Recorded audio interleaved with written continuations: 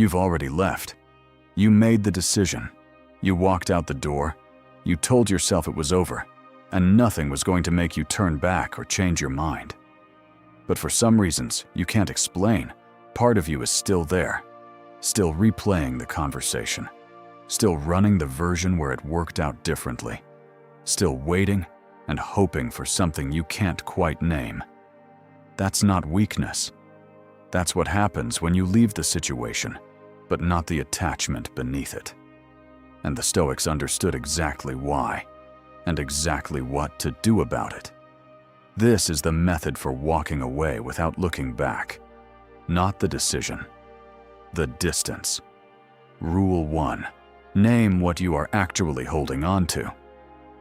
Most people think they're holding on to the thing, the relationship, the job, the friendship that ended badly. But the Stoics would ask a different question. Not what are you holding on to, but what do you believe you'll lose if you fully let go? Because underneath every attachment, there's a belief that this was the one version of things that could have worked. That releasing it means admitting something about yourself you're not ready to admit. That the pain of letting go is somehow a betrayal of how much it mattered. That belief is what you're actually carrying, not the thing itself. Until you name it precisely, not in general terms, but in the specific, uncomfortable language of what you actually fear losing, you cannot release it. You can only distance yourself from it, which is not the same thing. The Stoics called this the first discipline, seeing what is actually in front of you, not what you wish were there. Not what you fear is there, what is actually there. And what is actually there, in most cases, is not the thing you left. It is your idea of what the thing meant. Name that. Write it down if you have to. The moment you can say precisely what you're protecting, the grip begins to loosen. Rule 2. Separate preference from need. Here is a distinction the Stoics made that most people spend years learning too late. There is a difference between wanting something and needing it. Between preferring that things had gone differently and requiring them to have gone differently in order to be okay. You wanted it to work. That is real. That wanting deserves to be acknowledged, not dismissed. But the Stoics were precise about this. A preference that goes unsatisfied is a disappointment. A need that goes unsatisfied is a crisis. And the suffering you feel right now, the pull, the return, the inability to fully close the door, often comes not from the loss itself, but from having quietly elevated a preference into a need somewhere along the way. Epictetus was direct about this. The things outside your control were never yours to require. They were yours to want, to work toward, to hope for. But the moment you made them necessary for your peace, necessary for your sense of self, you handed them authority over you that they were never meant to have. The practice is simple, but it is not easy. Every time the pull comes, ask, is this a preference or a need? Not to dismiss the feeling, but to stop the feeling from making decisions. Rule 3. Name the cost of staying. The Stoics practiced something they called negative visualization. Most people understand it as imagining loss in order to appreciate what you have. But there is a forward-facing version that is less discussed and more demanding. It asks, what does staying cost you? Not in the dramatic sense, not the catastrophic version of what another year might look like. The quiet version, the version where nothing gets worse. It just stays exactly as it is. Another year of half-presence. Another year of energy spent rehearsing conversations that already happened. Another year of the version of yourself that could exist remaining just out of reach, because your attention is still somewhere it already left. Because if you're still living inside something you've already walked away from, You are not paying that cost in the future. You are paying it right now. Today. In the hours you're spending on this instead of on what comes next. Marcus Aurelius understood that the present moment was the only place anything real could happen. Waste it, and you don't get it back. Not because time is precious in the abstract, but because the self you are building, rep by rep, in the moments nobody is watching, is built from what you actually do with your attention, not what you intend to do with it. Name what staying is costing you. Be specific, and then ask whether that cost is one you are choosing or one that is simply happening to you.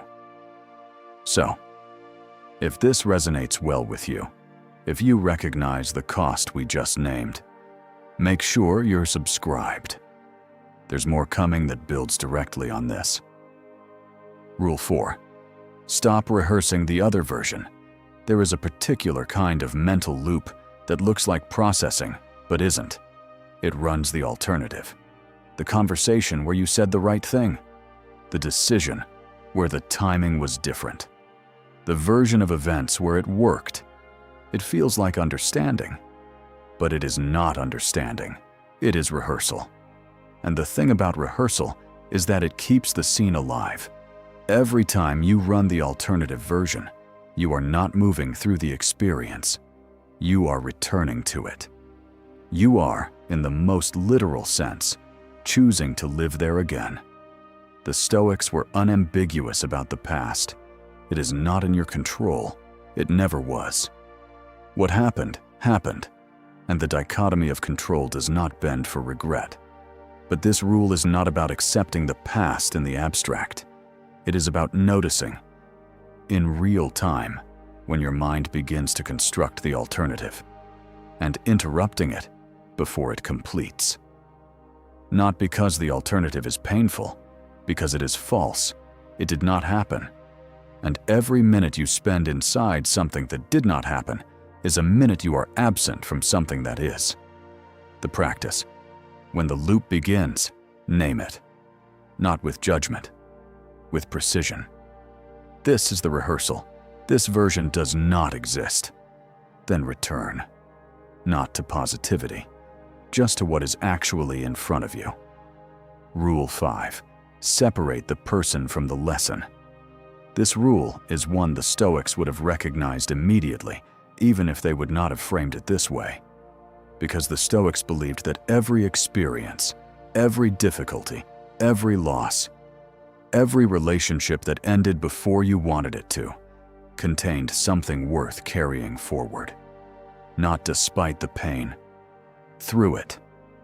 But here is where most people make the error. They believe that to carry the lesson, they must carry the experience. That to honor what something taught them, they have to keep the door open. That releasing it fully is somehow an act of ingratitude toward what it gave them. It isn't. The lesson and the experience are separable. What it taught you about yourself, about what you need, what you will and won't accept, what you are capable of, that belongs to you now.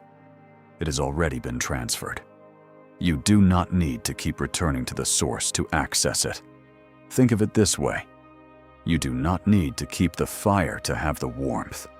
The warmth is already in you. The fire can be allowed to go out. What did this teach you? Name it. Own it. And then understand that owning it does not require you to keep tending what it came from. Rule 6. Understand what you are actually mourning. This is the rule most people never reach, because the ones before it are hard enough. But it is the one that does the most work. Because until you understand what you are actually grieving, you cannot complete the grief. Here is what the Stoics understood about loss that most modern frameworks miss. We rarely mourn the thing itself. We mourn the version of ourselves that existed inside it. The relationship you left. You are not mourning the other person as they actually were. You are mourning the self that felt certain things in their presence, the confidence or the comfort, or the sense of being known. The job you walked away from, you are not mourning the work. You are mourning the identity the work gave you, the version of you that had a clear answer to the question of who you were. That self is not gone, but it has to be rebuilt somewhere else. And the grief you feel is, at its core, the grief of that transition, of the moment between who you were inside that thing and who you are becoming outside of it. Seneca wrote that we suffer more in imagination than in reality, but there is a version of this that cuts deeper. We suffer most when we do not know precisely what we are suffering about. Name it. Not the thing you lost, the self you were when you had it, because that is what needs to be grieved. And that is what, once grieved properly, can be released. Rule 7. Drop the need for a verdict. There is something that keeps more people tethered to what they've left than almost anything else. It is not love. It is not regret.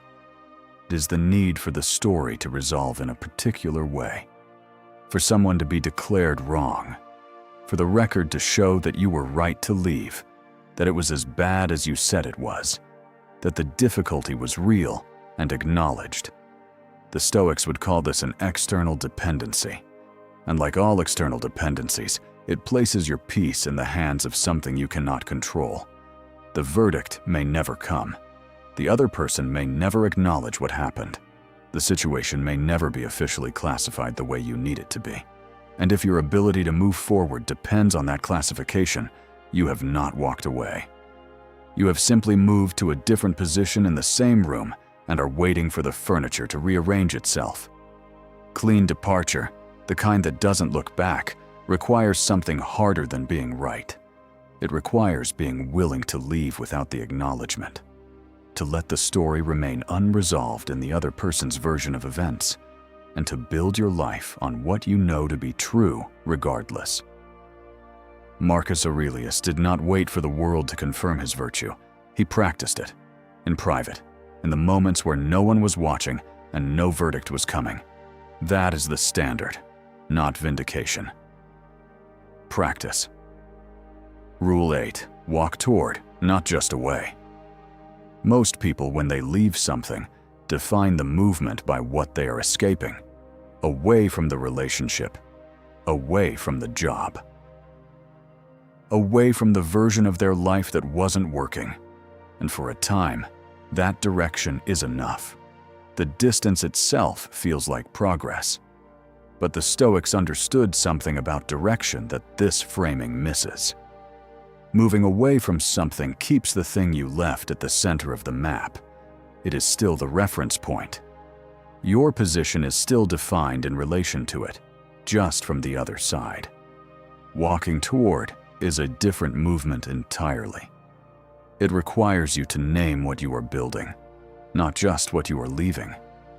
To identify, specifically, not in the abstract, what you are moving in the direction of. What kind of person you are becoming. What kind of days you are constructing. What the life looks like that you are actually walking into. This is not optimism. The Stoics had no patience for optimism as a posture. This is architecture, the same discipline they applied to virtue, to daily practice, to the examined life, applied now to the question of what comes next. The person who walks away without looking back is not someone who has stopped caring about what they left. They are someone who has found something worth facing forward for. That is not an accident. It is a decision, and it can be made now, before the direction becomes clear on its own, because it will not become clear on its own. You have to choose it first. Rule 9. Return to this only once. The Stoics were not cold. They did not ask you to feel nothing. They asked you to feel with intention, to grieve deliberately, to examine honestly, and then to close the examination when it had done its work. This is the final rule, and it is the most operational one. Give yourself one deliberate return, not a passive revisit, not the loop that happens when you're tired, or when a song comes on, or when you see something that reminds you. A chosen one, a structured one. Sit with it. Go back through what it was, what it cost you, what it gave you, what it taught you. Let the grief exist fully, without interruption and without hurry. And then close it. Not because you have to be done, but because you have decided to be done. Because that is the difference the Stoics were pointing at all along, between something that happens to you and something you choose. Epictetus said that it is not things that disturb us, but our judgments about things. And the judgment you make here, that this has had its time, that it has been examined and honored and now released, is one of the few judgments entirely within your power. You are not waiting to feel ready. Readiness is not what completes this. The decision is what completes it. Make it once, deliberately, with full awareness of what you are doing, and then walk. Marcus Aurelius appears throughout this video because his thinking is the foundation beneath every rule we've covered. But there is a version of his work that most people never get to, the lessons he wrote for himself, with no intention of anyone ever reading them. The ones that reveal not the emperor, but the man who is still fighting the same battles you are. That is what the next video is about. 10 lessons from Marcus Aurelius that don't just explain Stoicism, but show you what it looks like to actually practice it when it's hardest. It's already on your screen.